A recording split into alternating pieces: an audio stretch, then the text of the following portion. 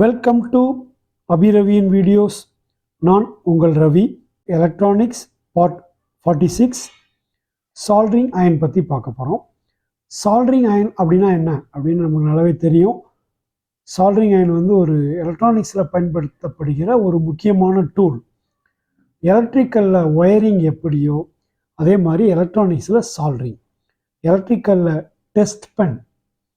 Tester எப்படியோ அதே மாதிரி எலக்ட்ரானிக்ஸில் சால்ட்ரிங் அயன். எலக்ட்ரிக்கலில் டெஸ்ட் லேம்ப் எப்படியோ அப்படி எலக்ட்ரானிக்ஸில் மல்டிமீட்டர். ஸோ எலக்ட்ரானிக்ஸின் முக்கியமான ஒரு டூலாக இருக்கிற சால்ட்ரிங் அயனை பற்றி இந்த வீடியோவில் நம்ம டீட்டெயிலாக பார்க்க போகிறோம். வாங்க வீடியோக்குள்ளே போகலாம். சால்ட்ரிங் அயன் என்ன பண்ணோம்னா ஒரு 2 காம்போனன்ட்ஸை சேர்க்கறதுக்கு பயன்படுத்தப்படுகிறது. சால்ட்ரிங் அயன் வந்து வெல்டிங் மாதிரி, ஆனால் வெல்டிங் கிடையாது. இது ஒரு டிஃப்ரெண்ட் ப்ராசஸ். அது என்னங்கிறத நம்ம பார்க்கலாம். 2 மெட்டல் காம்போனண்ட்டை ஜாயின் பண்ணுறதுக்கு 2 விதமான ப்ராசஸ் இருக்குது. ஒன்று வந்து ஃபில்லர் மெட்டீரியல் ஜாயினிங், இன்னொன்று வந்து fusion joining. Filler material joining அப்படின்னா அது என்னன்னு பார்த்தீங்கன்னா, அதாவது அந்த 2 பேஸ் மெட்டீரியலுக்கும் ஜாயின் பண்ணுறதுக்கு ஒரு 3rd மெட்டீரியல் ஒன்றை பயன்படுத்துகிறாங்க. அந்த சால்ட்ரிங் அயனை பொறுத்த வரைக்கும் பார்த்தீங்கன்னா, ஒன்று வந்து பிசி போர்டாக இருக்கும், இன்னொன்று வந்து ஒரு ரெசிஸ்டர் அல்லது ஒரு எல்இடி அல்லது ஒரு ஐசி ஏதோ ஒன்றாக இருக்கும். அதனுடைய லீடையும் இந்த பிசி போர்டையும் சால்டர் பண்ணுறதுக்கு சால்டர் ஒயரை பயன்படுத்துகிறாங்க, சால்ட்ரிங் பேஸ்ட்டை பயன்படுத்துகிறாங்க. ஸோ அது வந்து ஃபில்லர் மெட்டீரியலாக பயன்படுகிறது. அந்த பேஸ் மெட்டீரியல்ஸுடைய டெம்பரேச்சரை விட குறைவான டெம்பரேச்சரில் இந்த சால்டர் ஒயர் இருக்கும். ஸோ அந்த சால்டர் ஒயர் வந்து குறைவான டெம்பரேச்சர்லேயே மெல்ட்டிங் பாயிண்ட் இருக்கிறதுனால பேஸ் மெட்டீரியல் எப்போதுமே மெல்ட்டிங் பாயிண்டுடைய டெம்பரேச்சருக்கு போகாது இந்த ப்ராசஸில். இது வந்து ஃபில்லர் மெட்டீரியல் ஜாயினிங் ப்ராசஸ். இன்னொரு ப்ராசஸ் என்னென்னு பார்த்தோம், ஃபியூசன் ஜாயினிங் ப்ராசஸ்ன்னு பார்த்தோம். ஃபியூசன் ஜாயினிங் ப்ராசஸ் வந்து சிம்பிளாக சொல்லப்போனால் வெல்டிங். அதாவது 2 பேஸ் மெட்டீரியலை ஜாயின் பண்ணுறதுக்கு அந்த 2 மெட்டீரியலுடைய ஜாயிண்ட் ஏரியாவில் அதை உருக்கி அதன் மூலமாக கிடைக்கிற இன்டர்மிக்சிங் காம்பவுண்டால் அது ஜாயிண்ட் ஆகிறதுக்கு பேர் வந்து ஃபியூசன் ஜாயினிங்னு சொல்லுவாங்க. அது வந்து வெல்டிங். ஆனால் ஃபில்லர் மெட்டீரியல் ஜாயினிங்கிறது தான் சால்ட்ரிங், பிரேசிங், அட்ஹெசிவ் பாண்டிங் இது எல்லாமே. ஸோ இதில் நம்ம சால்ட்ரிங்கை பற்றி இந்த வீடியோவில் நம்ம டீட்டெயிலாக பார்க்க போகிறோம். ஸோ இந்த ஃபில்லர் மெட்டீரியல் ஜாயினிங்கில் சால்ட்ரிங்னா என்னென்னு பார்த்தீங்கன்னா, பிலோ 450 டிகிரி செல்சியஸில் மெல்ட் ஆகி ஜாயிண்ட் ஆகிற ப்ராசஸ் எல்லாமே சால்ட்ரிங்னு சொல்லுவாங்க. எபவ் 450 to 1200 செல்சியஸ் வரைக்கும் மெல்ட்டிங் பாயிண்டில் ப்ராசஸ் நடக்கிற ப்ராசஸ் எல்லாமே பிரேசிங்னு சொல்லுவாங்க. ஆனால் அந்த பிரேசிங்கில் கூட அந்த மெல்ட்டிங் பாயிண்ட் வந்து அந்த 2 பேஸ் மெட்டீரியலுடைய மெல்ட்டிங் பாயிண்டை விட குறைவாகத்தான் இருக்கும். அந்த மெல்ட்டிங் பாயிண்ட் வந்து பேஸ் மெட்டீரியலுடைய மெல்ட்டிங் பாயிண்டை விட கூடுதலாக இருந்தால் அந்த ப்ராசஸ்க்கு என்ன பேர், வெல்டிங்னு பேர். ஸோ இப்போ சால்ட்ரிங் அயனுடைய ஒரு பார்ட்ஸ் எப்படின்னு நம்ம பார்ப்போம். அதில் வந்து ஹேண்டில், அப்புறம் ஹீட்டிங் எலிமெண்ட். இது வந்து நிக்ரோம் ஒயரால் சுற்றப்பட்ட ஹீட்டிங் எலிமெண்ட்டு. அந்த ஹீட்டிங் எலிமெண்ட்டை இன்சர்ட் பண்ணி வைக்கிற ஒரு பேரல், அதுக்கப்புறம் சால்ட்ரிங் டிப்பு, அப்புறம் அந்த சால்ட்ரிங்க்கு பவர் சப்ளை கொடுக்குற ஏசி கார்டு, அப்புறம் இண்டிகேட்டர். அந்த இண்டிகேட்டர் என்ன பண்ணோம்னா, இது ஒரு இண்டிகேட்டர் ஒரு ஆப்ஷனல் தான், எல்லா சால்ட்ரிங்லேயும் இருக்காது. பட் சில சால்ட்ரிங் அயன்ஸில் அது இருக்கும். அந்த சால்ட்ரிங் அயன் ஹீட்டில் இருக்கா ஆனில் இருக்கா அப்படிங்கிறத தெரிஞ்சுக்கிறதுக்கு அந்த இண்டிகேட்டர் பயன்படுத்தப்படும்.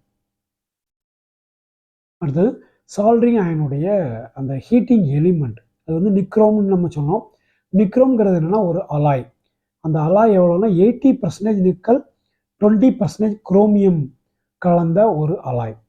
அதனுடைய ஸ்பெஷாலிட்டி என்னென்னு பார்த்தீங்கன்னா, மற்ற மெட்டல்ஸ் மாதிரி இல்லாமல் இந்த அலாய் ஹை டெம்பரேச்சரில் கூட மெல்ட் ஆகாது. இதனுடைய melting temperature very very high. அடுத்தால இது வந்து லோ ரெசிஸ்டன்ஸாக இருக்கும்.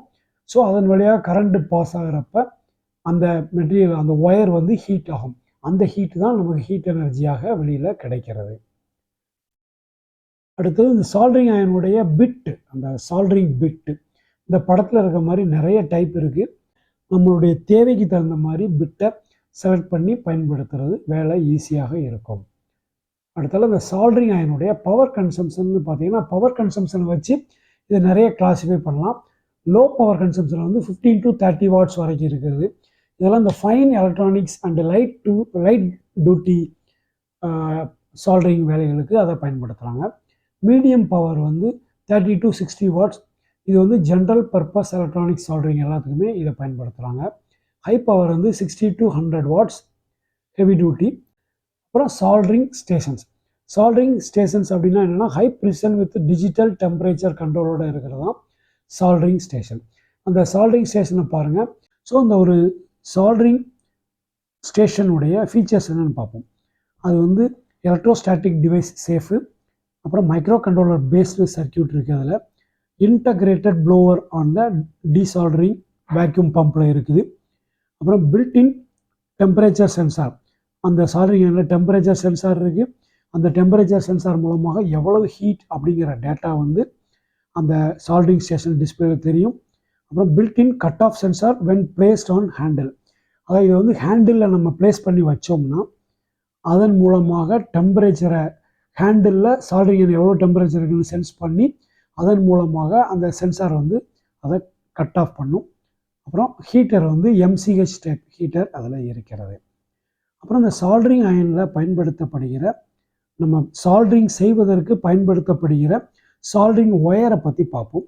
பொதுவாக எலக்ட்ரானிக் பிசிபிஸுக்கான பெஸ்ட்டு சாய்ஸ் நிறைய டைப் சால்டரிங் ஒயர்ஸ் இருக்குது. அதில் பெஸ்ட் அப்படின்னு பார்த்தீங்கன்னா லெட் ஃப்ரீ ஆப்ஷன்ஸ், அப்புறம் லெட் பேஸ்ட் ஆப்ஷன்ஸ் அப்படின்னு சொல்லலாம். ரொம்ப அதிகமாக பயன்படுத்துறதுன்னு பார்த்தீங்கன்னா 60-40 ரேஷியோவில் இருக்கிற லெட் பேஸ்ட் ஆப்ஷனை தான் எல்லாருமே அதிகமாக பயன்படுத்துகிறாங்க.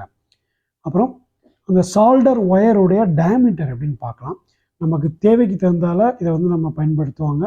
அதாவது ரொம்ப ஃபைன் சால்டரிங்காக இருந்தால் ஃபைன் பிச் காம்போனன்ட்ஸுக்கு, ரொம்ப நெருக்கமாக லீடு உள்ள ஃபைன் பிச் உள்ள காம்போனண்ட்டுக்கெல்லாம் 0.5லேருந்து 0.8 mm வரைக்கும் டயாமீட்டர் உள்ள சால்டரிங் ஒயரை பயன்படுத்துவாங்க. 0.8லேருந்து 1 mm வரைக்கும் general purpose through whole type, அப்புறம் லார்ஜர் SMD இந்த மாதிரி டிவைஸஸ் சால்டரிங் பண்ணுறதுலாம் அதை பயன்படுத்துவாங்க. 1 to 1.5 mm டயாமீட்டர் உள்ள சால்டர் ஒயரை வந்து பெரிய காம்போனன்ட்ஸை சால்டர் பண்ணுறதுக்கு பயன்படுத்துவாங்க. அடுத்தால சால்டரிங் ஃப்ளக்ஸை பற்றி பார்க்கலாம். இந்த சால்டரிங் ஃப்ளக்ஸ் வந்து என்ன பண்ணோம்னா, நம்ம சால்டரிங் பண்ணுறதுக்கு அதுக்கு முன்னாடி அந்த பாயிண்டில், அதாவது அந்த சால்டரிங் பண்ணுற சர்ஃபேஸில் அந்த ஃப்ளக்ஸை அப்ளை பண்ணிவிட்டு சால்டர் பண்ணுவாங்க. அது என்ன பண்ணுதுன்னா அந்த சர்ஃபேஸை க்ளீன் பண்ணுறதுக்கு பயன்படுத்தப்படுகிறது. ப்ரிவென்ட்ஸ் ஆக்சிடேஷன், சால்டரிங் ப்ராசஸ் போது நடக்கிற ஆக்சிஜனேற்றம் அப்படின்னு சொல்லுவாங்க, ஆக்சைடு ஆகிறதுக்கு. அதில் உள்ள காப்பரோ இல்லை இந்த சால்டர் மெட்டீரியலோ ஆக்சிடேஷன் ஆகிறதாமல் தவிர்க்கப்படுகிறது. அந்த சால்டருடைய கான்டாக்ட், அதாவது கண்டக்டிவிட்டி வந்து ரொம்ப இம்ப்ரூவ்டாக இருக்கும். அடுத்தால இது என்ன பண்ணும், ஃப்ளோ ஆஃப் சால்டரை நல்லா இம்ப்ரூவ் பண்ணுது. அந்த சால்டர் வந்து உருகி அங்கே உள்ள ஹோல் அந்த மெட்டீரியல் மேலே நல்லா பரவுறதுக்கு இந்த ஃப்ளக்ஸ் வந்து பயன்படுத்தப்படுகிறது. அப்புறம் இந்த சால்டரிங் ஃப்ளக்ஸுடைய டைப் என்ன அப்படின்னு பார்த்தீங்கன்னா, electronics general purpose electronics PCB soldering எல்லாத்துலேயுமே RMA, அதாவது ரொசின் மைல்ட்லி ஆக்டிவேட்டட் ஃப்ளக்ஸு, அப்புறம் நோ க்ளீன் டைப் ஃப்ளக்ஸு, இந்த 2 விதமான சால்டரிங் ஃப்ளக்ஸை வந்து அதிகமாக பயன்படுத்துகிறாங்க. அடுத்தால சால்டரிங் அயனுடைய அந்த டீசால்டரிங் பண்ணுறதுக்கு, டீசால்டரிங் எதற்கு தேவைப்படுகிறதோ, நம்ம ஏற்கனவே ஃபிக்ஸ் பண்ணி இருக்கிற காம்போனண்ட்டு கெட்டு போயிடுச்சு, அதை ரிமூவ் பண்ணிட்டு வேறு காம்போனண்ட்டு மாற்றணும், அந்த மாதிரி பயன்படுத்துவதற்கு வந்து அந்த மாதிரி இடங்களில் டீசால்டரிங்கை பயன்படுத்துகிறாங்க. டீசால்டரிங் என்னென்னா சால்டரிங்க்கு ஆப்போசிட் ஆக்ஷன், சால்டரிங் பண்ணதை பிரித்து எடுக்கிறது. அதில் பிரித்து எடுக்க என்ன பண்ணாங்கன்னா சால்டர் விக்குன்னு இருக்குது. இது வந்து ஒரு சின்ன பிரைடட் ஒயர், காப்பர் ஒயர், பிராஸ் ஒயர். இந்த ஒயரை வந்து அந்த டீசால்டரிங் பண்ண வேண்டிய பாயிண்ட் ஓரமாக வச்சுக்கிட்டு அதில் டீசால்டரிங் பண்ணுறப்ப அதில் உருகிற சால்டர் எல்லாமே இந்த பிரைடட் காப்பர் ஒயரில் உறிஞ்சிக்கிடும். அப்போ வந்து அந்த அதில் உள்ள காம்போனண்ட்டை நம்ம பிரித்து எடுக்க முடியும். ஆனால் இது அதிகமாக முன்னாட்களில் பயன்படுத்தினாங்க. அதுக்கப்புறமான டெவலப்மெண்ட்டுன்னு பார்த்தீங்கன்னா சிரிஞ்ச் டைப் சக்கர் இருக்குது. இது வந்து ஒரு வேக்யூம் சக்கர். இதில் வந்து இந்த சிரிஞ்சு மாதிரியே தான் இருக்கும். அதை வந்து லோட் பண்ணிவிட்டு அதை வந்து அதில் உள்ள பட்டனை ரிலீஸ் பண்ணுறப்ப இந்த டிப்பில் ஒரு வேக்யூம் ஜெனரேட் ஆகும். அந்த வேக்யூமை வந்து நம்ம கரெக்டாக டீசால்டரிங் பண்ண வேண்டிய பாயிண்ட் பக்கத்தில் வச்சு இதை ஆக்டிவேட் பண்ணால் அதில் உள்ள மெல்டட் சால்டர் எல்லாத்தையும் அது உறிஞ்சி எடுக்கும். அடுத்தாப்பில் 3வது இருக்குது பார்த்தீங்கன்னா வேக்யூம் டீசால்டரிங் டூல். இது வந்து அதில் ஒரு வேக்யூம் ஜென்ரேட்டர் அதுக்குள்ளே இருக்குது. ஸோ அதுக்கு பவர் சப்ளை கொடுத்து பண்ணுறப்ப அதுக்குள்ளே ஒரு வேக்யூம் ஜென்ரேட் ஆகும். ஸோ அந்த டூலுடைய டிப்பில் எப்போவுமே ஒரு வேக்யூம் இருக்கும். ஸோ நம்ம டீசால்டரிங் பண்ண வேண்டிய பாயிண்டில் அதை வைக்கிறப்ப அதில் உருகிற சால்டரை அது உறிஞ்சி எடுக்கும். இது வந்து டீசால்டரிங் பம்ப். அடுத்தால சால்டரிங் டிப்பை வந்து க்ளீன் பண்ணுறதுக்கு என்ன மாதிரி பண்ணுறாங்க அப்படின்னு சொல்லி பார்த்தீங்கன்னா, சால்டரிங் டிப்பு எதுக்காக க்ளீன் பண்ணணும்னா, அந்த டிப்பில் வந்து ஒரு வித ஆக்சிடேஷன் எப்போவுமே ஒரு லெட் கோட்டிங் மாதிரி இருக்கும். அதனால் டெம்பரேச்சர் கண்டக்டிவிட்டிலாம் சஃபர் ஆகிறதுக்கு அஃபெக்ட் ஆகிறதுக்கு வாய்ப்புகள் உண்டு. அதனால் ரெகுலராக அந்த சால்டரிங் டிப்பை க்ளீன் பண்ணிவிடுவாங்க. சால்டரிங் பண்ணிகிட்டு இருக்கப்போ இடையில க்ளீன் பண்ணுவாங்க. அப்படி க்ளீன் பண்ணுறதுக்கு என்னெல்லாம் பண்ணுறாங்கன்னா, வெட் ஸ்பாஞ்ச், ஒரு ஸ்பாஞ்சை ஈரம் பண்ணி வச்சுருப்பாங்க. ஸோ அந்த ஹீட்டாக இருக்கிற சால்டரிங் டிப்பை வந்து அந்த ஸ்பாஞ்சில் டிப் பண்ணுறப்ப அதில் இருக்கிற மெல்ட்டாக இருந்த சால்டர் எல்லாமே, சால்டரிங் மெட்டீரியல் எல்லாமே அந்த ஸ்பாஞ்சில் ஒட்டிக்கிடும். ஸோ இந்த மெத்தடு பயன்படுத்துவாங்க. இந்த மெத்தடில் ஒரு டிஸ்அட்வான்டேஜ் என்னென்னு பார்த்தீங்கன்னா, அதனுடைய டெம்பரேச்சர், அந்த டிப்புடைய டெம்பரேச்சர் வந்து இதை பெட் ஸ்பாஞ்சில் அமுக்கிறப்ப டெம்பரேச்சர் குறைஞ்சிரும். அதனால் டெம்பரேச்சர் மாறுறதுக்கு வாய்ப்புகள் இருக்குது. ஸோ அதை தவிர்க்கிறதுக்கு இன்னொரு மெத்தட் என்ன இருக்குன்னா, பிராஸ் உல் டைப் டிப் கிளீனர்னு இருக்குது. இந்த படத்தில் உள்ள மாதிரி ஒரு பவுலில் வந்து பிராஸ் உல் இருக்கும். நம்ம ஸ்டீல் உல் வீட்டிலலாம் நம்ம பாத்திரம் க்ளீன் பண்ணுறதுக்கு பயன்படுத்துகிற ஸ்டீல் உல் மாதிரியே ஃபைன் பிராஸ் உல் இருக்குது.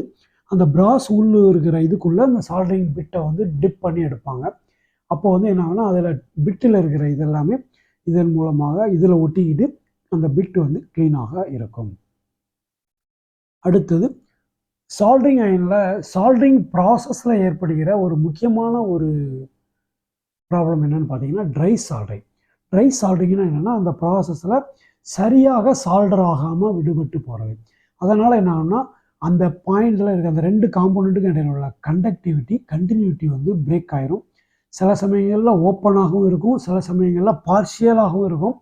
அதன் மூலமாக அந்த எலக்ட்ரானிக் காம்போனண்ட்டுடைய பெர்ஃபார்மன்ஸ் வந்து சரியாக இருக்காது, டிசைரபிளாக இருக்காது. ஸோ இதை தவிர்க்கிறதுக்கு ட்ரை சால்டரிங்க்கான காரணம் என்னன்னு அப்படின்னு சொல்லி பார்த்தீங்கன்னா, இந்த படத்தில் உள்ள மாதிரி தான் ட்ரை சால்டரிங். இந்த மேலே இந்த படத்தில் பாருங்கள், மேலே உள்ள சால்டரிங் நல்லா இருக்குது. இந்த சால்டரிங் பாருங்கள், அதில் ஒரு சின்ன கிராக் மாதிரி இருக்குது. ஸோ அதுக்கடையில் காண்டாக்டே இருக்காது அல்லது பூவர் காண்டாக்டாக இருக்கும். கீழே உள்ள படத்தில் பாருங்கள், ஒரு சால்டரிங் நல்லா இருக்குது, இன்னொரு சால்டரிங் வந்து ட்ரை சால்டரிங்காக இருக்கிறது. ஸோ அந்த ட்ரை சால்டரிங்கான காரணம் என்ன அப்படின்னு சொல்லி பார்த்தீங்கன்னா, இன்சஃபிஷியன்ட் ஹீட்டு, சால்டரிங் அயனில் உள்ள ஹீட் வந்து இன்சஃபிஷியண்ட்டாக இருக்கிறதுனால இருக்கலாம். அடுத்தது சால்டரிங் பண்ணப்பட வேண்டிய சர்ஃபேஸில் கண்டாமினேஷன், அதாவது ஆயில், கிரீஸ் அல்லது டர்ட்டி ஏதாவது இருந்துச்சுன்னா அதோடு நம்ம சால்டரிங் பண்ணுறப்ப அது வந்து ட்ரை சால்டரிங் ஆகிறதுக்கு வாய்ப்பு இருக்குது. இன்அடிக்குவேட் சால்டர், அந்த சால்டர் பேஸ்ட் வந்து இன்அடிக்குவேட்டாக இருந்து குறைவாக நம்ம கொடுத்தாலும் சால்டரிங் முழுமையாக ஆகாமல் இருக்க வாய்ப்பு இருக்குது. அப்புறம் மூவ்மெண்ட் டூரிங் கூலிங், அதை நம்ம சால்டர் பண்ணிவிட்டு பிட்டை எடுத்தோடனே அந்த சால்டர்டு பாயிண்ட் வந்து கூலிங் ஆகும். அந்த கூலிங் ஆகிறப்ப அதில் மாட்டியிருக்கிற ரெசிஸ்டரோ அதனுடைய ஒரு எல்இடியோ அல்லது ஐசியோ ஏதோ ஒன்று நம்ம அதை ஷேக் பண்ணுறதன் மூலமாக அந்த அந்த கூலிங்க்கு முன்னாடியே நம்ம ஷேக் பண்ணுறதுனால என்ன ஆயிரும்னா அதில் ஜாயிண்ட் வந்து ட்ரை சால்டராக மாறிடும். அப்புறம் அந்த சால்டர் பூவர் குவாலிட்டி சால்டர், அந்த சால்டர் பேஸ்ட் வந்து பூவர் குவாலிட்டியாக இருந்தாலும் இது வந்து நடக்கும். இன்அடிக்குவேட்டாக இருந்தாலும் ட்ரை சால்டரிங் வர வாய்ப்பு இருக்குது. அந்த சால்டர் பேஸ்டுடைய குவாலிட்டி புவராக இருந்தாலும் ட்ரை சால்டரிங் வரக்கு வாய்ப்பு இருக்குது. இதெல்லாம் நம்ம அந்த க்ளீன் சர்ஃபேஸில் நம்ம நல்ல குவாலிட்டி சால்டரை பயன்படுத்தி பண்ணுறப்ப அந்த சால்டரிங் வந்து பக்காவாக இருக்கும். இதுவரைக்கும் இந்த வீடியோவில் ஒரு சால்டரிங் அயன், அதுவும் எலக்ட்ரானிக்ஸ் பிசிபி சால்டரிங்கில் பயன்படுத்தப்படுகிற ஒரு சால்டரிங் அயன் எப்படி ஒர்க் பண்ணும், அதனுடைய பார்ட்ஸ் என்ன, அதனுடைய டைப்ஸ் என்ன அப்படிங்கிறத பற்றியும், சால்டரிங் ப்ராசஸ்னால் என்ன அப்படிங்கிறத பற்றியும் நம்ம டீட்டெயிலாக பார்த்தோம். இந்த வீடியோ உங்களுக்கு பிடிச்சிருந்தா மறக்காமல் லைக் பண்ணுங்கள், ஷேர் பண்ணுங்கள், கமெண்ட் பண்ணுங்கள். எங்கள் சேனலை இது வரைக்கும் நீங்கள் சப்ஸ்கிரைப் பண்ணிடலைன்னா மறக்காமல் சப்ஸ்கிரைப் பண்ணிவிடுங்க. தேங்க்யூ ஃபார் வாட்சிங் அபிரவீன் வீடியோஸ். Thank you very much.